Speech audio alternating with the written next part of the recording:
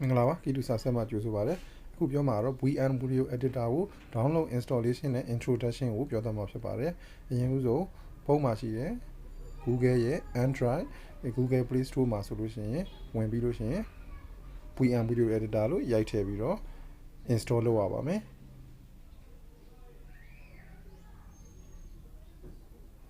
အဲ့တော့ VN video editor ကို install လုပ်ပြီးသွားပြီဆိုတော့ VN video editor လေးကိုဒီမှာကိုယ့်ရဲ့ဖုန်းထဲမှာရောက်လာပြီ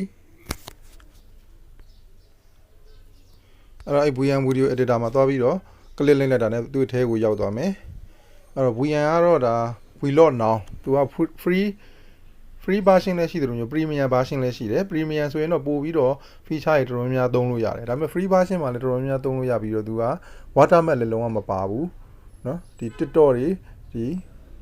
blog တွေ website တွေဒီ social media တွေအတွက်လည်း video လွယ်တကူပြုလုပ်လို့ရတယ်ဒီထဲကိုရောက်သွားပြီသူ့မှာဆိုရင်ဒါ VN for mass it available mass တွေလည်းဒါ VN ဆိုတာရှိနေပြီသူက video editor အနေနဲ့လည်းသုံးလို့ရတယ်လို့မျိုးသူက social media တစ်ခုအနေနဲ့လည်းသူကသုံးလို့ရတယ်အဲ့တော့ဒီမှာဝင်ပြီးတော့ကိုက sign up လုပ်ထားရဆိုလို့ရှိရင်ဒီထဲကိုရောက်သွားပြီဆိုလို့ရှိရင်ဒီ VN ထဲကိုရောက်သွားပြီဆိုလို့ရှိရင်ဒီနေရာမှာရှိတဲ့ဒီအောက်မှာရှိတဲ့ profile ဆိုတဲ့ဟာလေးကိုနှိပ်ပြီးတော့ဒါတော့ကျွန်တော် sign in လုပ်ပြီးသားဖြစ်သွားလို့အဲ့တော့ sign in မလုပ်ရသေးဘူးဆိုရင်ဒီနေရာမှာကိုယ့်ရဲ့ Gmail လေးထည့်ပြီးတော့ password လေးနှိပ်ရမယ်ဒီနားလေးမှာ Gmail ရဲ့ password ဆိုလေးနှိပ်လိုက်ပြီးလို့ရှိရင်ကိုက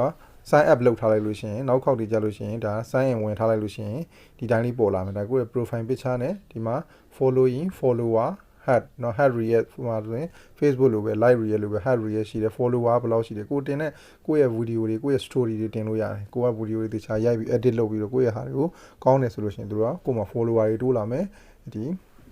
ကိုကနေ following လုပ်ထားတာဘယ်နှယောက် reaction black react ရတာဘယ်လောက်ပေါ့နော်အဲ့တော့ဒီမှာဆိုရင်ဒါတွေလုပ်လို့ရတယ်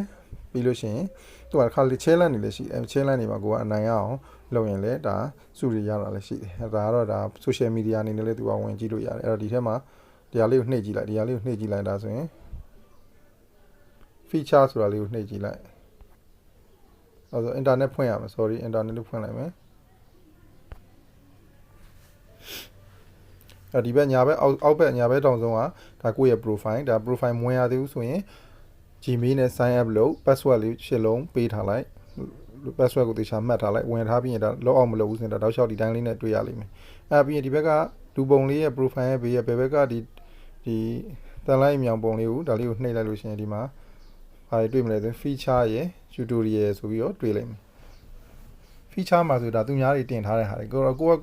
လည်း video တွေဖန်တီးပြီးတော့ဒီ public နဲ့ share မယ်ဆိုရင်လည်းဒါ social media တစ်ခုအနေနဲ့ကိုတင်တဲ့ video တွေဒီ vlog now နဲ့လုပ်ထားတဲ့ video တွေကိုဒါဒီမှာဆိုရင်121 like ရှိတယ်ဒီမှာဆိုရင်115 like ရှိတယ် left react တွေရတာရှိတယ်နော်ဒါဆိုရင်ဒါ video တွေတင်လို့ရတယ်ဒါကိုယ့်ရဲ့နာမည်လေးနဲ့ပေါ့နော်ကိုယ့် account နာမည်လေးနဲ့ကိုယ့်ရဲ့ profile နာမည်လေးနဲ့ပေါ်လိမ့်မယ်ဒါကဘာလုံးမှာရှိရတာ vlog now VN အသုံးပြုတဲ့လူတွေကမျှဝေပြီးတော့ဒါကြိုက်တာတွေမကြိုက်တာတွေเนาะဒါ like and share တွေဖြစ်လာမှာဖြစ်တယ် share လုပ်လို့လည်းရတယ်เนาะဒါဆို social media တစ်ခုအနေနဲ့သုံးလို့ရတယ် Facebook တို့ Instagram တို့လိုမျိုးပဲတော့ video သီးသန့်ပဲတင်လို့ရတယ်tutorial ကတော့ဒါ VN tutorial တွေဒါတော့အင်္ဂလိပ်လိုရှင်းပြထားတဲ့ tutorial တွေကိုသူဝင်လေ့လာလို့လည်းရတယ်အဲ့ဒါ feature ရဲ့ tutorial ရှိတယ်ပြီးရင်အပေါင်းလက္ခဏာလေးကိုပြီးရင်အပေါင်းလက္ခဏာလေးကနောက်မှပြောဒီဘက်ကအိမ်ပုံလေးကတော့ home ပေါ့နော်ဒါ home ဆိုရင်တော့ဒီမှာဒါဆို project နော်ကိုက project တွေလုပ်ထားရဆိုတာဒီမှာဆို project စမ်းလုပ်ကြည့်ထားတဲ့ project ၄ခုရှိတယ်သူ project တွေဒီ project တွေဝင်ပြီးရင် edit လုပ်လို့ရတယ်ဒါမှမဟုတ်ရင်လည်းဒီ star လေးကိုနှိပ်ပြီးတော့1430ကိုနှိပ်ပြီးတော့ဖြတ်ပြလိုက်ရင်လည်းရတယ် story ဒါကိုက story ဆိုရင်ခုနကကိုက social media အနေနဲ့ story create my story ဆိုပြီးတော့ story တွေ create လုပ်လို့ရတယ် trip တွေတင်လို့ရတယ် create my story ဆိုဒီမှာ story create လုပ်လို့ရတယ်နောက်တစ်ခါ the trip ဆိုတဲ့အထဲမှာလည်းသူက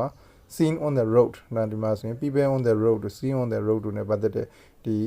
ခရီးသွားလာတာနဲ့ပတ်သက်တဲ့နော် scenes လေးတွေကိုဒါတင်လို့ရတယ် templates နော်ဒါ templates ကတော့ကိုက template ကိုဖန်တီးလို့လည်းရတယ်သူများရဲ့ template တွေကိုကြည့်လို့လည်းရတယ် template အနေနဲ့လည်းဖန်တီးမယ်ဆိုရင်တော့ဒီနာက template ဆိုတာလေးကိုနှိပ်ပြီးဒီအပေါင်းဆိုတာလေးကိုနှိပ်လိုက်ပြီးတော့ create video template create music template ကိုဖန်တီးလို့ရတယ်ဒါကိုရဲ့ work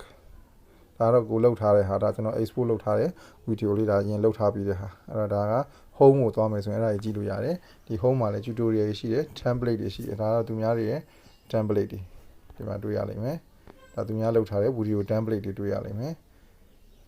music ရှိတယ်အဲ့ဒါ music တွေပြီးရင် sound effect တွေရှိတယ်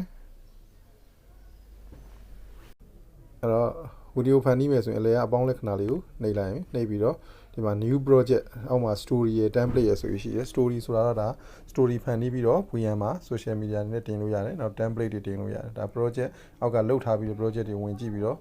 ဆက်ပြီးတော့ edit လုပ်လို့ရတယ်ပြီးရင် new project ဆိုပြီးတော့အသစ်လည်းဝင်လို့ရတယ်အဲ့တော့ဒီ VN မှာဆိုရင်ဒီမှာဆိုရင် video ရဲ့ photo ရဲ့ဆိုရှိတယ် video ဆိုရင်ကိုလုံးမဲ့ video လေးကိုရွေးပြီးတော့ထည့်လိုက်ရုံပဲအဲ့ဒါဆိုရင်ဒီထဲကိုရောက်သွားမယ်အဲ့မှာဒီမှာဆိုရင်အောက်က timeline တွေပေါ့နော် video timeline ဒီမှာsticker text တွေနောက်က music တွေရှိတယ်အောက်မှာဆို template တွေ filter တွေ speed တွေဒါမျိုးစုံလုပ်လို့ရတယ်အဲ့တော့ဒါကတော့ VN ဒီ video လေးကတော့ VN introduction နဲ့ installation ကိုပဲပြောသွားမှာဖြစ်ပြီးတော့နောက်ပိုင်း video ကိုediting လုပ်တဲ့ပုံလေးတွေကိုဆက်ပြီးတော့နောက် video လေးတွေမှာဆက်ပြီးတော့ tutorial လေးတွေဆက်ပြီးတော့တင်ပေးသွားမှာဖြစ်ပါတယ်ဒီ video လေးကတော့ဒီလောက်ပါ